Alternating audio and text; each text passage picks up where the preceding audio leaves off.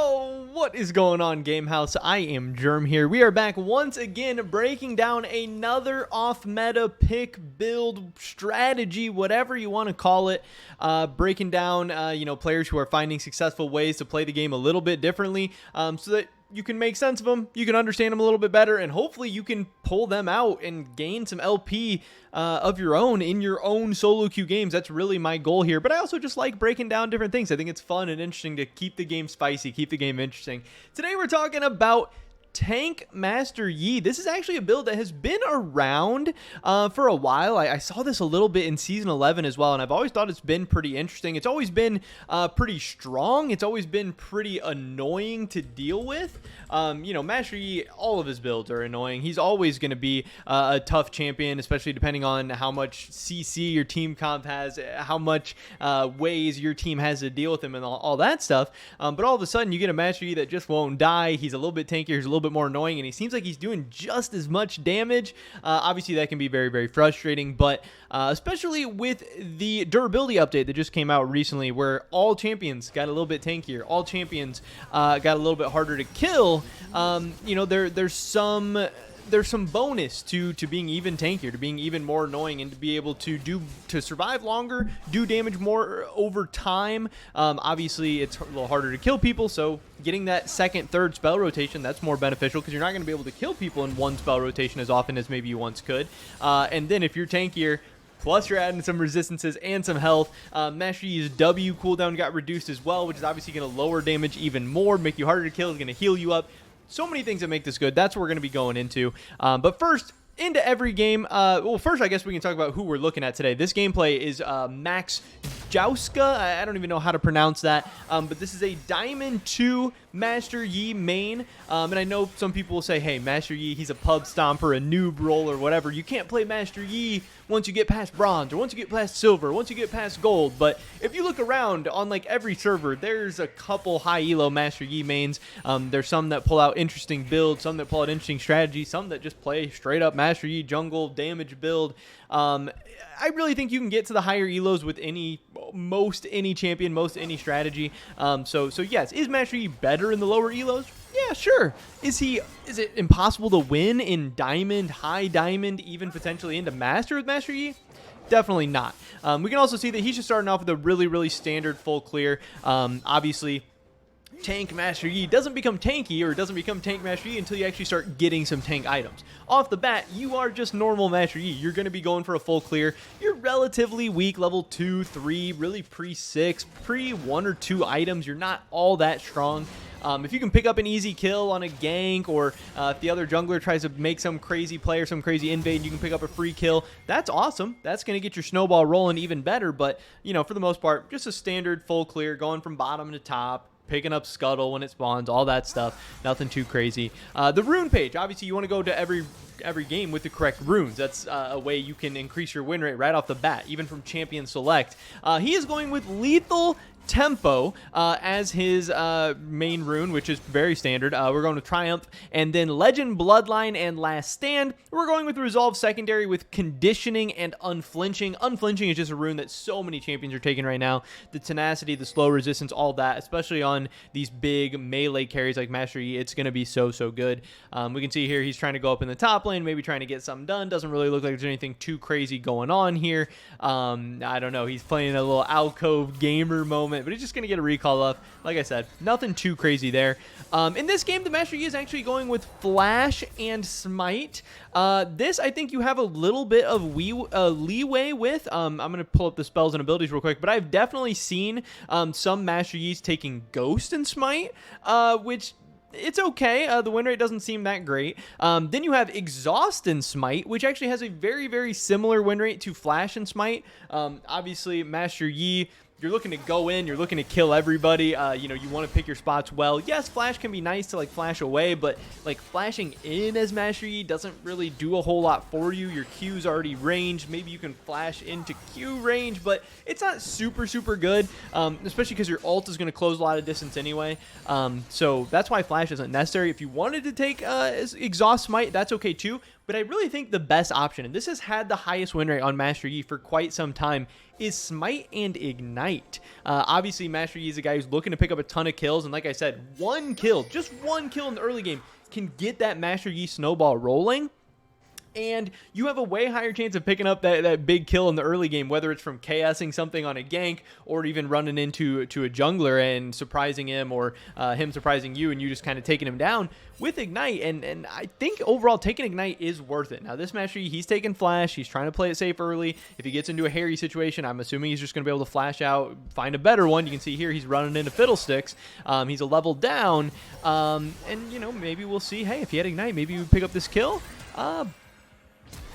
But yeah, hey, it turns out Flash gets him the kill anyway. So, you know, Flash can also be very, very good. But looking at Master Yi over the past couple years, able to pick up a double kill there. Sona runs right into him. Maybe he can get the triple kill. Doesn't look like it. But over the past couple seasons, Ignite has been very, very good on Master Yi. The win rate is very, very high. I would probably recommend taking a look at that. Then we can get into his skill order. This, a little bit interesting. He's going Q first, E second, W third. That's very, very standard. Then he's putting points in Q up to 4 points. He does not put that 5th point in Q. He goes for 4 points in Q, then maxes E, then puts that 5th point in Q, and then maxes out the W. So yes, the skill order says he maxes out E first, and he does max out E first, but it's not before getting 4 points into that Q. One thing to note now is on patch 12.13 as well, Master Yi, after you Q, wherever you right-click next, that's actually where your Q is going to spit you out, so you can control that a little bit more. You know, maybe you can use that to get creative, to stay out of tower range, to maybe dodge CC, do something like that, but just kind of keep that in mind that, yeah, you actually can be a little tricky with your Q now, which is not something you were always able to do. But the biggest thing, the main thing that we're here for this video for is, of course, the build. So let's pull that up. We can see here, he's starting with Red Smite, Yellow Trinket, Refillable, very, very standard. Red Smite, you're pretty much going it on every single jungler in the game right now. Red Smite is overpowered. I think it's getting nerfed soon, but for now, patch 12.13, Red Smite's going to be the way to go on most junglers. Sometimes Blue Smite's okay, but Red Smite, you can't go wrong with it. And then he's building into a first item, Blade of the Ruined King. Now, this is very, very standard for the tank Master Yi. You still want to get a little bit of damage. You still want to have a little bit of attack speed. Obviously, Blade of the Ruined King is just a really good item on Master Yi. You're getting the attack damage, attack speed, life steal, attack supply, physical damage on hit equal to, you know, 12% for melee users of the target's current health. And obviously, since you're going to be building some health and tankiness and stuff in a little bit, that's going to help that Blade of the Ruined King do even more. Or the target's current health, so it's going to help you, yeah, I misspoke. The target's current health is going to help you, you know, shred through tanks and all that kind of stuff. And attacking a champion 3 times deals magic damage and steals 25% movement speed for 2 seconds. So overall, it's just a really, really good item. Stealing movement speed, really good on Master Yi as well. That's where a little bit of your damage is going to be. And then he builds into the Sunfire Aegis. And I know I just made a video about Tank Diana. Tank Master Yi, good for a lot of the same reasons. So from the Sunfire Aegis, you're getting 20 ability haste. That's super good on Yi. All of his spells are spammable. You know, obviously you get into a fight, you're going to E, you're going to be Qing all over the place, you're going to W, you're going to sit there, tank, then you're going to get another Q, and you're just going to be so annoying. You're going to be so hard to kill while still dealing a ton of damage, but also just, like I said, being annoying. Master Yi is an annoying champion. They're able to take him down in the jungle. You know, wasn't able to get out of that one. He just used a flash a little bit ago, but 20 ability haste, 450 health, 35 armor, 35 magic resist. You're getting tanky. The Immolate passive, taking or dealing damage, activates this passive for 3 seconds. So all you do, take or deal damage. If you're tankier, you're going to be able to take more damage. And if you're Master Yi, you're going to be able to deal damage. You're going to be autoing people. Your Q is going to hit multiple targets. You're going to be dealing damage. That's Master Yi's thing. So you're going to be able to activate this passive a lot. You're going to be dealing magic damage plus 1% bonus health every second to enemies within the circle, increased by 25% against minions, 150% against monsters. It's going to execute minions that would have been killed by one more tick. Damaging enemy champions or epic monsters with this effect grants a stack for 5 seconds, increasing subsequent damage up to 6 stacks for a 60% increase in damage. So Master Yi, he's able to stack this very, very easily. He Qs, he hits a bunch of different targets, he's autoing, he can get 6 stacks very, very fast. So he really abuses his Immolate passive, and that gets us into the Flame Touch passive of this item as well, which at maximum stacks, your basic attacks are going to create an explosion around you, applying a burn to all nearby enemies that deals your current Immolate damage to them over 3 seconds. So You're getting tanky. You're getting some ability haste. You're getting health, resistances, all that, and the passives are still making you deal so much more damage, which is why this tank Master Yi, tank Diana, all these tanky champions we see coming out of nowhere, that's why they're so annoying. Because they are tanky, they are harder to kill, they are frustrating to play against, but they're also still doing insane amounts of damage. Partly because these champions have, good enough base damages.